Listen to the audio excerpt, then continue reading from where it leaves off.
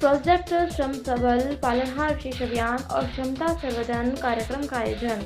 राजसमंद जिला विधायक दीप्ति महेश्वरी, जिला कलेक्टर बालमुकुंद वसावा और एसपी मनीष त्रिपाठी की गरिमामय उपस्थिति में राजसमंद जिला प्रशासन ने बाल दिवस के अवसर पर प्रोजेक्ट श्रम संबल के तहत एक विशेष अभियान का आयोजन किया, जिसका उद्देश्य निर्माण श्रमिकों के बच्चों को शिक्षा और कौशल विकास योजना से जोड़ना है।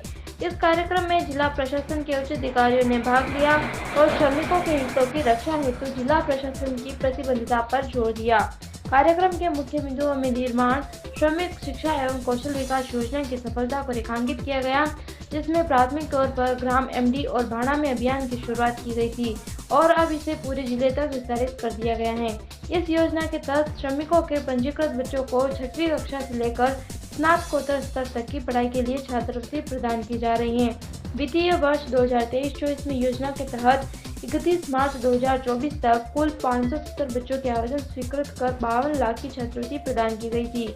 वर्तमान वित्तीय वर्ष में 1 अप्रैल 2024 से अब तक कुल 4112 बच्चों के आवेदन स्वीकृत कर 3.80 करोड़ रुपए की छात्रवृत्ति दी जा चुकी है।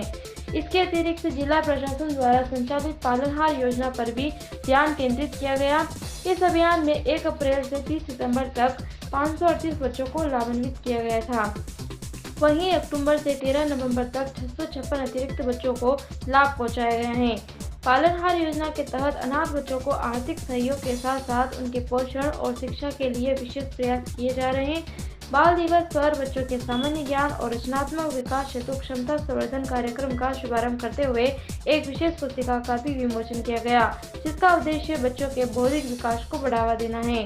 जिला प्रशासन ने इस अवसर पर पुनः अपने संकल्प को दोहराया है कि वंचित वर्गों के कल्याण हेतु यह अभियान निरंतर जारी रहेगा। कार्यक्रम में जिला कलेक्टर बालमुकुंद वसावा और एसपी मनीष त्रिपाठी ने बच्चों से करियर पर संवाद किया और आगे बढ़ने के लिए प्रेरित किया।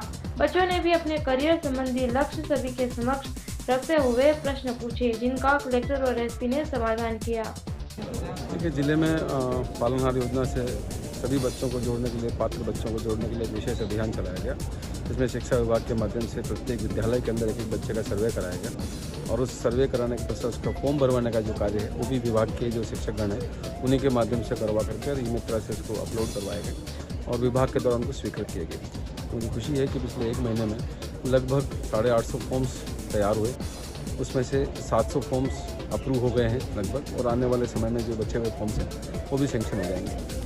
इसी प्रकार से जो निर्माण श्रमिकों के लिए, बच्चों के लिए जो कौशल विकास योजना है, उसी के तहत छात्रवृत्ति के जो फॉर्म्स थे उसमें भी हमने जितने भी रजिस्टर्ड लेबर हैं उनको उनकी सूची विद्यालयों में प्रेषित की और विद्यालयों के द्वारा ही प्रत्येक श्रमिक से संपर्क किया गया और उनके बच्चे कहाँ पढ़ रहे हैं उसकी जानकारी प्राप्त करके उन बच्चों के फॉर्म्स भरवाए गए और लगभग इस वित्तीय वर्ष में 24-25 में अब तक हम 4300 के फॉर्म्स अप्रूव कर चुके हैं और लगभग 3000 फॉर्म्स हमारे अपलोडेड हैं, जिन्हें हम आगे आने वाले समय में सेंक्शन कर देंगे। जबकि वर्ष 23-24 में कुल स्वीकृत की संख्या मात्र 500 थी।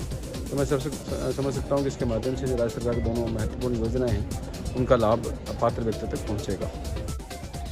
बोलो, नाम बताओ अपना। मेरा नाम अंजलि भील है। मेरे पिताजी का नाम रामलाल भील है। मैं डिप्टी गांव से रहती हूँ। मुझे समाज कल्याण से ना ई श्रमिक कार्ड से बहुत फ़ायदा मिलेगा।